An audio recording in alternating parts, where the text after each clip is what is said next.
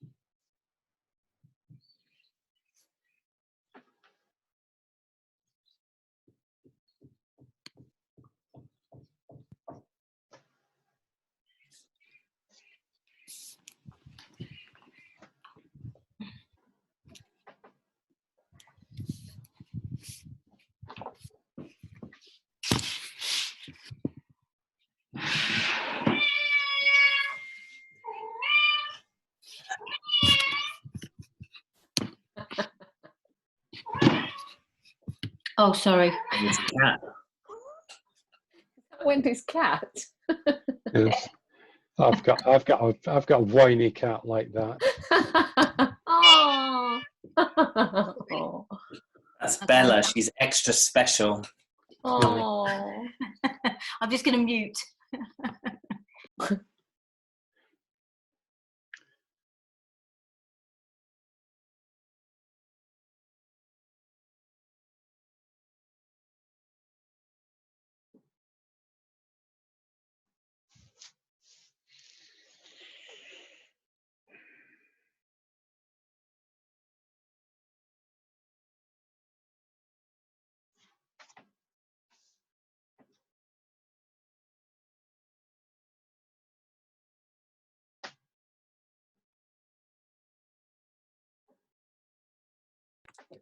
Those aren't glasses, are they, Wendy?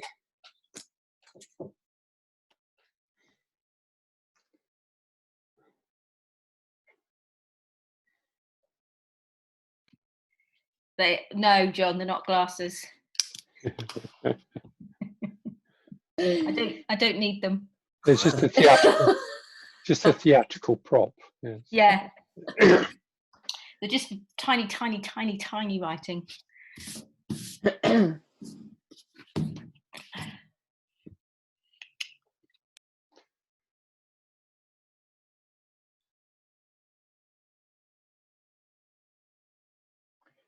Just wait for a few more to join. I suppose I was a bit vague about when we were starting again.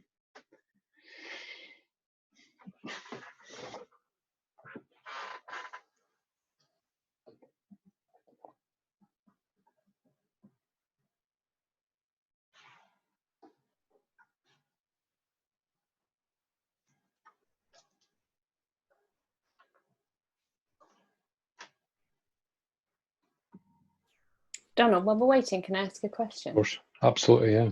I was just looking through your notes on absorption and stuff, and noticed easily absorb the non-polar molecules. So the in hypericum being the hypericin. Mm-hmm.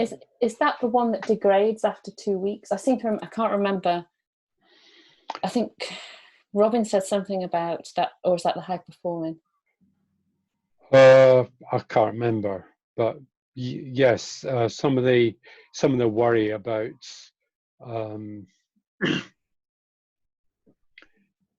hypericin sort of making St. John's wort interact with drugs and so on is not really an issue anyway, because there isn't necessarily that much in the tincture by the time you come to use it. I mean, having said that, we don't really know whether it's hypericin that does things that we want St. John's wort to do. So I find that the pharmacology of St. John's wort is really very vague, but there's no disputing the fact that these constituents do interact strongly with the cytochrome systems. So I do have a definitive answer, but it's kind of like not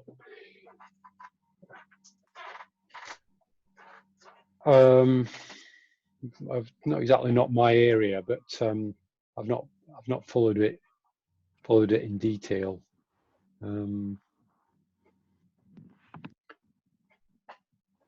Because is it the thing with the hypericin that because it knocks other drugs out, doesn't it, and stops them from being absorbed? It's not that it stops them from being absorbed. What it does, as we'll get onto later, it's quite a potent inducer of cytochrome mechanisms for removing what we call xenobiotics. So the body experiences hypericin as a foreign substance and uses its metabolic pathways to get rid of it. So hypericin switches on those metabolic pathways, and then a corollary of that is that drugs that use the same pathway, the drugs that the body uses the same pathway to get rid of, will then be got rid of from the bloodstream far quicker than normal. So they'll be at a lower dose. So that's the effect of inducing those mechanisms. So hypericin will induce certain of those cytochromes, but it will actually inhibit others. So then you might get an inhibition of metabolism of some drugs, so that they accumulate in the bloodstream. It doesn't seem to be so much the case with hypericin, but there are other herbs that might do that. So then you'll have a higher level of the drug in your bloodstream because it's not being cleared as efficiently as it should. Okay, thank you. And just to complicate things further, some drugs are designed to only be active once they've been partially metabolized. Yeah. So if you induce the metabolizing mechanisms, then it will actually increase the effectiveness of the drug because it's being changed into the active form. My kind of get out with a lot of this is that, for me, a high dose of hypericum tincture would be 20 mils a week. I'm not convinced that that is going to do very much in terms of switching on the cytochromes so much that it interferes with drugs. But I haven't got any evidence for that. That's just my kind of take on it. Yeah. And certain herbs have been studied a lot just because they're widely used, or because well, I mean, you could have all sorts of theories about why St. John's wort in particular has been targeted. Yeah. Donald, Crystal's trying to get in. Can you let Yeah. her in? Oh, sorry. Yeah. As soon as I go into lecture mode, I just don't really pay any attention. It's difficult to do both at the same time.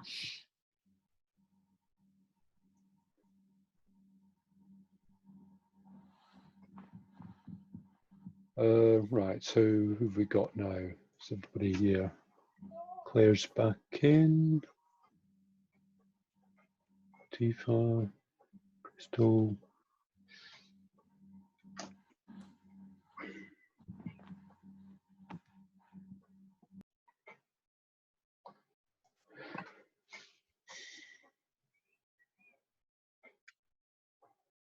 Becca.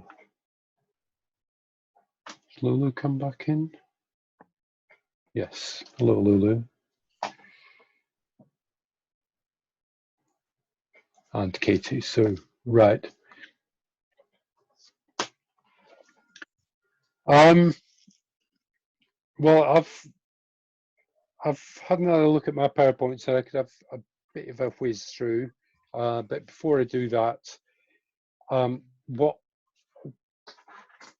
what has come up for people if they've had a chance to look a bit more at things in the last few minutes?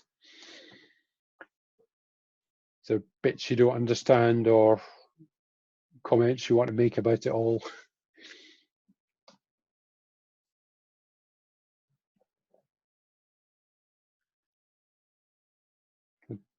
You're all perfectly happy then, you totally understand pharmacokinetics, yes?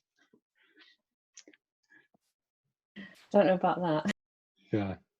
If only that were true. Yeah.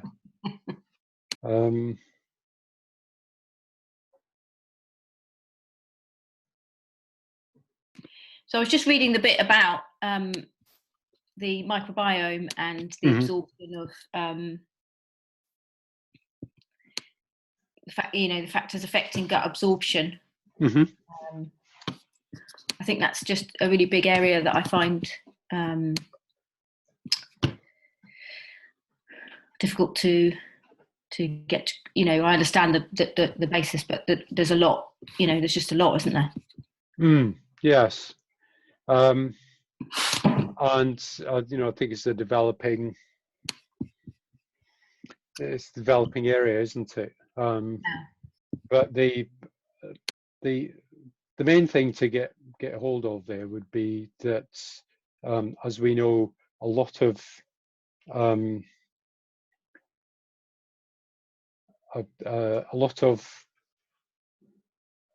herbal constituents are glycosides. In other words, they are the basic molecule, but with some kind of sugar on it. And that's kind of like how they come packaged in the plant when we process the plant. And in order to be absorbed by the body, that sugar has to be lost. So one of the functions of the gut microbiome is to eat off those sugars, so then they become available. So if you have a very active, one example would be if you have a very active gut microbiome, you might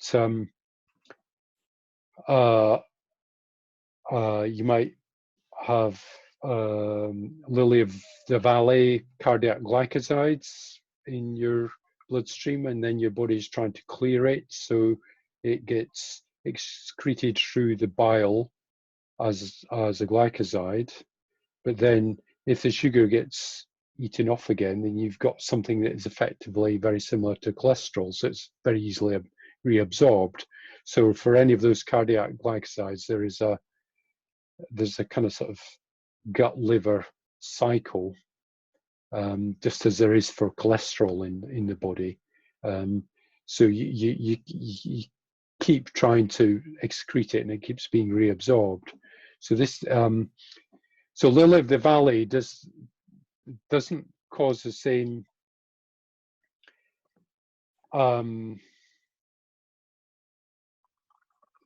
accumulated toxicity as foxglove, because although it's a cardiac glycoside that is doing the business, it's a range of cardiac glycosides. It's not just one. So there's a kind of sort of dilution factor, and although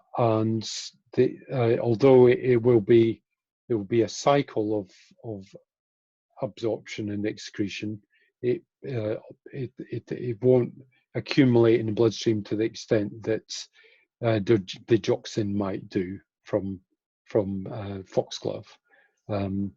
So it's a safer herb than foxglove. So I mean, some of the older herbs, oh well, you know, we used to have foxglove and we can't use that anymore. You know, it's really terrible.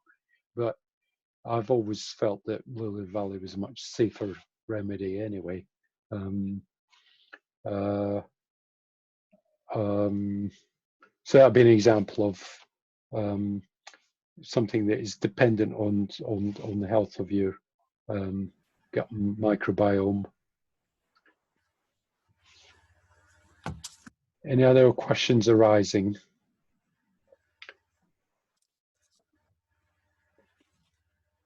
So we talked about absorption, but another aspect of absorption is bioavailability. So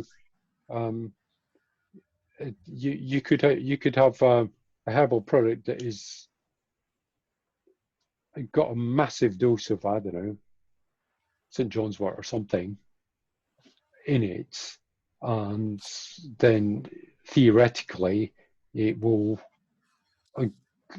give a particular dose of a particular constituent. But if it's not bioavailable, if the body can't absorb it or distribute it, then you might as well just eat bran, I suppose. So the definition of bioavailability, the extent to which it gets into the bloodstream and reaches the target organs. And this is one reason why, if they're given the choice, doctors will inject a drug rather than rely on this messy business of it having to be absorbed from the gut. But direct injection is always fraught with danger. So you have to take this into account when you're thinking about pharmacological studies that you might read. If it's an in vitro experiment, then you've got the cells in a tissue culture, and then you're introducing the constituent, and then they can absorb it directly. Well, that's not kind of how it happens in life. And there are some pharmacological studies which say, oh well, we injected this constituent into rats and they all died. Well, of course they did, because there's no checks and balances. So we talk about the liver first pass. Everything that is absorbed from the gut goes to the liver first for scrutiny and processing, and some poisons will be metabolized immediately and never reach the bloodstream in any significant amount.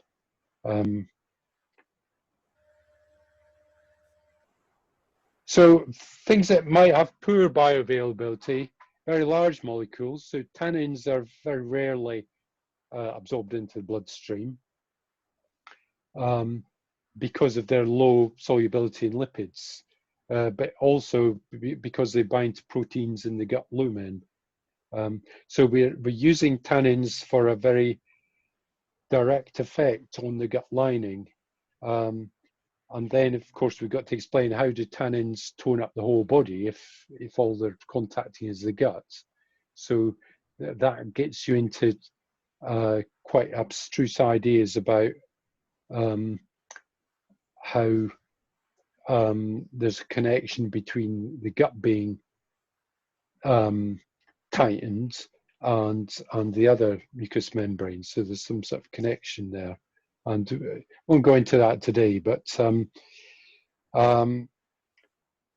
because we're concentrating on bioavailability, also polar molecules, so that's where there's one part is oily and the other part is has got a charged side group on. So for example, a sugar, but also it could be an acid group or something like that.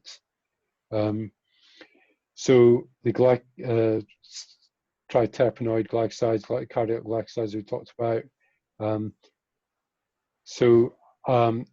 When that glycoside gets taken off, we call the resulting thing an aglycone, and then that'll be more easily absorbed. And the things that are easily absorbed are lipid-based constituents, so volatile oils,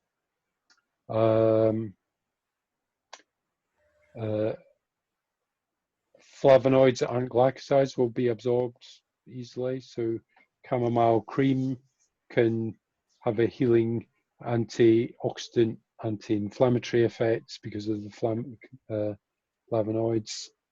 So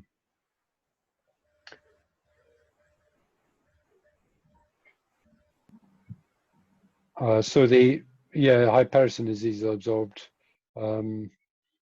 and the lignans and likes of Silybum. Yeah, so also licorice is another good example of an aglycone that you need to consider. So I'll stop sharing that and maybe go on to number 3.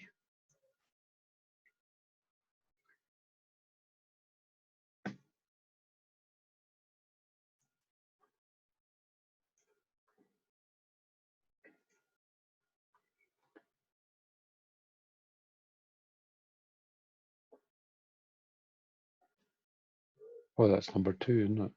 Wait a minute. Oh, this. Which one can you see? I seem to have. Oh dear, how not to do a presentation. I'm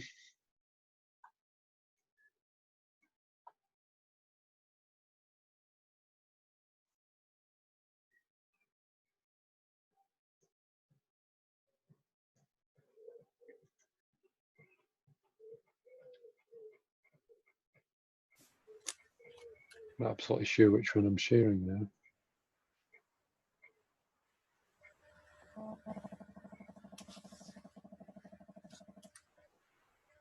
All right, here's this one.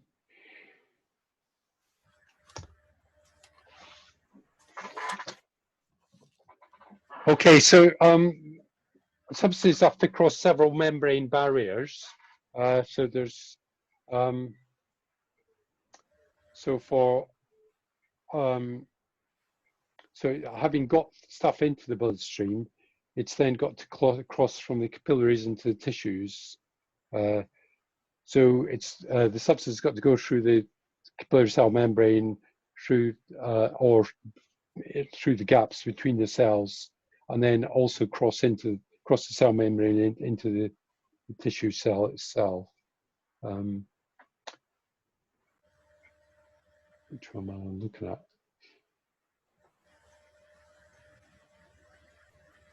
So most tissues have a similar permeability to gut. So if a patient is breastfeeding, just assume that the remedies you give them will be absorbed by the mother's gut, and then it will cross into the breast milk. And again, the placenta in pregnancy doesn't really offer a real barrier to passive absorption, although some large ionized substances are blocked. So again, assume that remedies absorbed by the mother can cross the placenta to the fetus. So this is one reason why we generally just avoid giving anything much in the first trimester of pregnancy. One tissue that is different is the brain. So we have the blood-brain barrier. So as well as the normal membranes between the capillaries and the brain tissues, there are also what's called tight junctions between the capillary cells, so that nothing can leak between the cells, and there's kind of sort of linings of extra cells. So apart from a few things that are non-polar, most things have to be actively transported into the brain.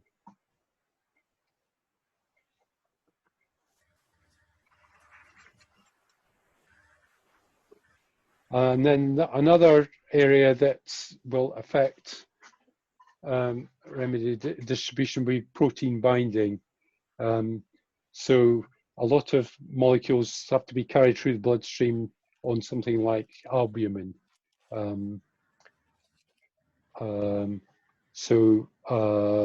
It's a little bit like hemoglobin in a way that, you know, when the hemoglobin gets to the tissues that are low in oxygen, and the oxygen leaves the hemoglobin and goes to the tissues. So similarly with albumin, when it gets to its kind of target tissue, then the drug or whatever it is will be delivered to that tissue. So there's always an equilibrium between a free and bound compound. So an example of a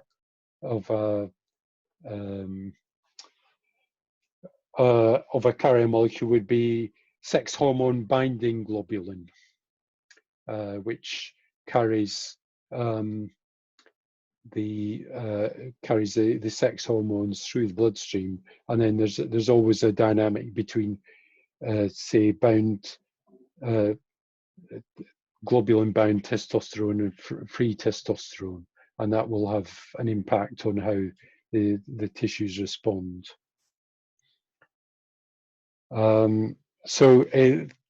Those proteins will behave a bit like enzymes in that there's an association and a dissociation. So the molecule isn't covalently bound to the protein.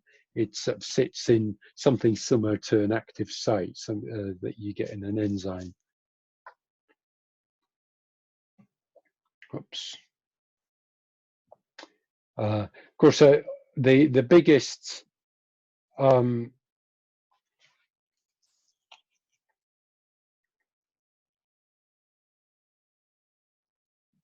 the biggest factor is the vascularization of the tissue. So the more the tissue is perfused with blood, the more remedy will reach it. So if you look at some of these, so some of the coldest and driest organs are hair and bone. So it's quite bone, cartilage, ligaments, tendons, it's quite difficult to get remedies to these tissues. So you could, for example, you could take, you might want to reduce inflammation, cause healing in somebody's gammy knees. If you take comfrey orally, then the constituents are going to have a hard job actually getting to the knee, because the knee isn't very well perfused. So that's why it's better to use a comfrey poultice, because then you get the material sort of directly to the area. Of course, another advantage of poultice, maybe not in terms of comfrey, because you might, I suppose that would be good. If you're using a comfrey poultice, then you're not going to be so worried about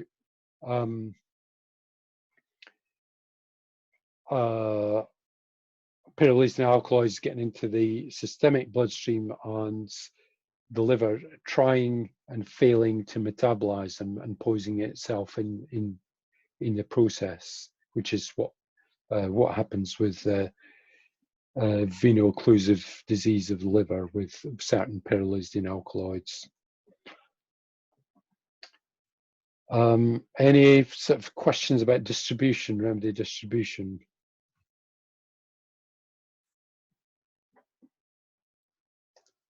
All right. Sorry, Stephanie. Didn't realize you were waiting to get back in.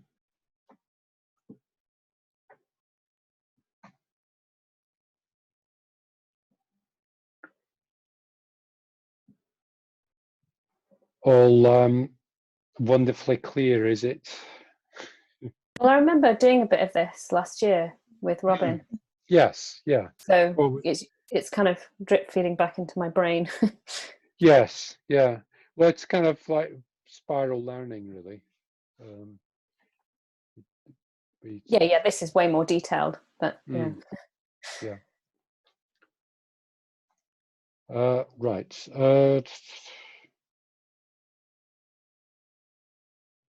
No, that's no good.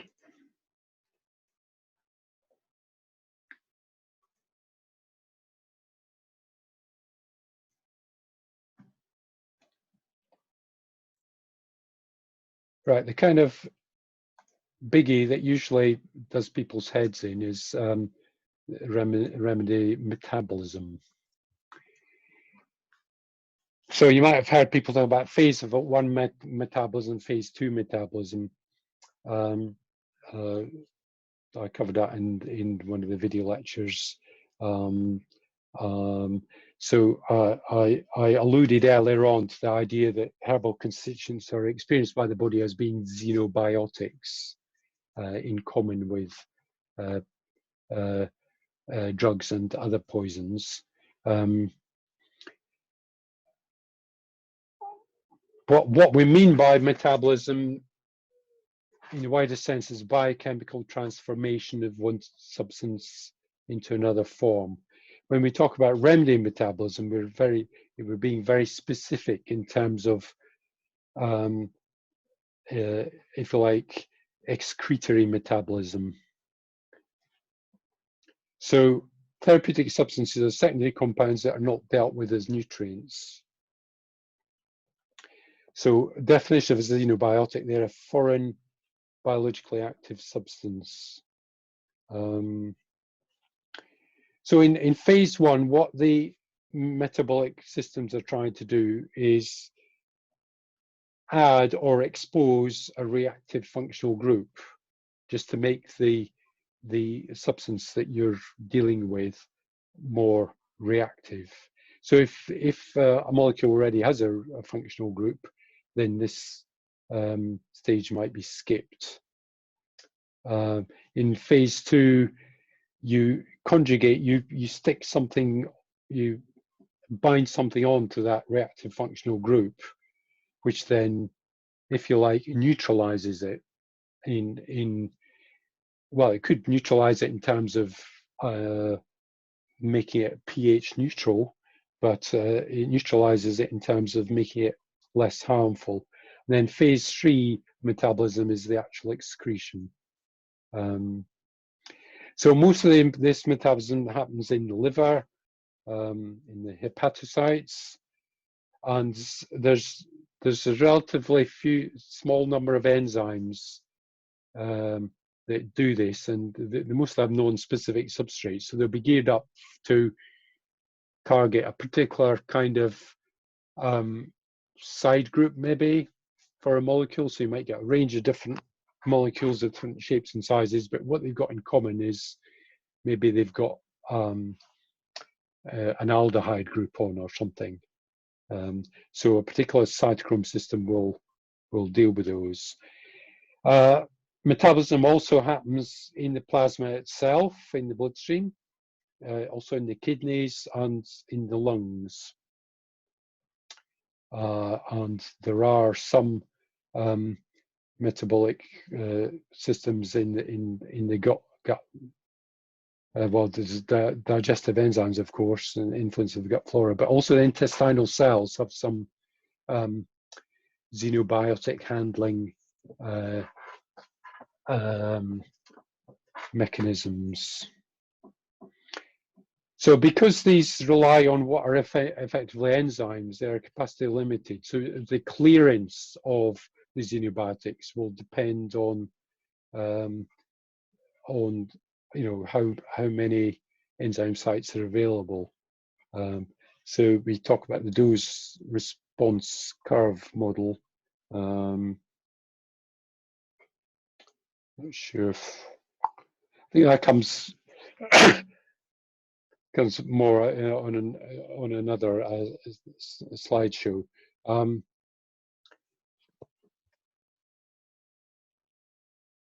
So it's a kind of law of diminishing returns. So the more of a substance there is in the body, the less effective the mechanisms are at clearing it, if you see what I mean, because they get a bit overcome.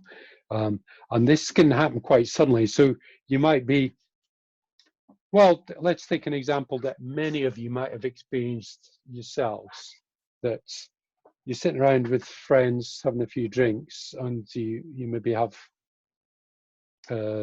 one beer, and you're quite sort of mellow and quite getting a bit of a buzz, and everything's fine. And so in terms of your metabolism, your alcohol dehydrogenase enzyme is processing the alcohol at a steady rate. So it's never reaching a level in your bloodstream where it's intoxicating you in a drastic way. Then you have your second pint, and halfway through your second pint, suddenly your metabolic systems are feeling a bit overcome. So 1 minute you're just feeling a bit buzzy. The next minute suddenly you're kind of reeling because it kind of hits you, because your capacity for dealing with it has just suddenly been overcome. So that can happen with drugs as well. And that's one of the concerns about if herb constituents might be switching off or switching on the metabolic machinery, then you could get a situation where suddenly from being just enough warfarin in bloodstream, suddenly there is way too much and the patient starts bleeding.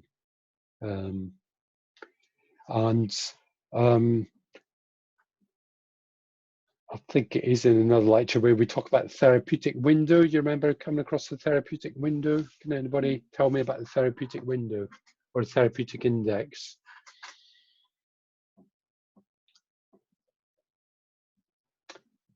For a given drug or herb constituents, what do we mean by the therapeutic window? Oh, weirdly, I've just lost your share screen, Donald. Oh, really? Yeah. Anybody else lost it? Or is that just me? I've still got it. Right, okay.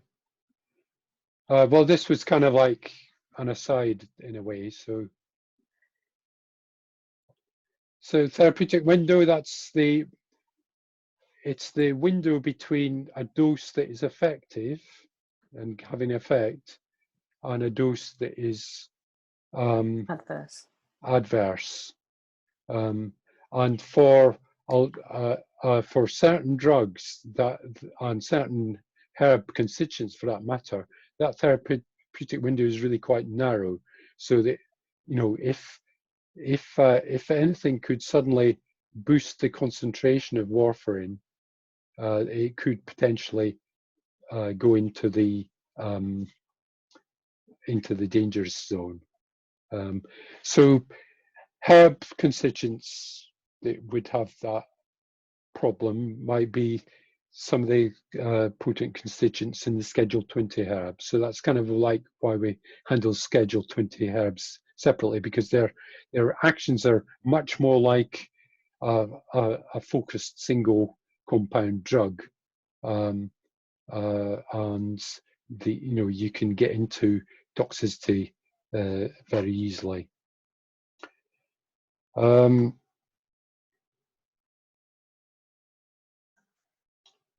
So what we're talking about in terms of this machinery, well, here's a kind of diagrammatic rendering of a cytochrome molecule, and you might remember cytochromes from the energy metabolism, but these are slightly different cytochromes.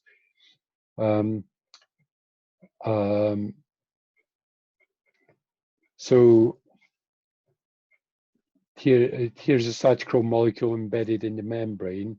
The kind of cytochromes that do the metabolism are the P450 range of cytochromes, and there's lots of different models. If you think in terms of a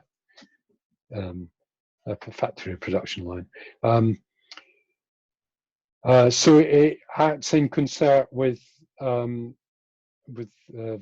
various coenzymes and to metabolize it. So the substance to be metabolized is significated by R.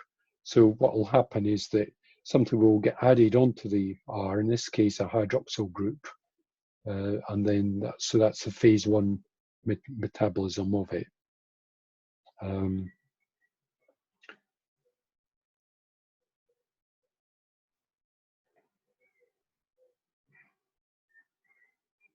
Yeah, so there's some examples there.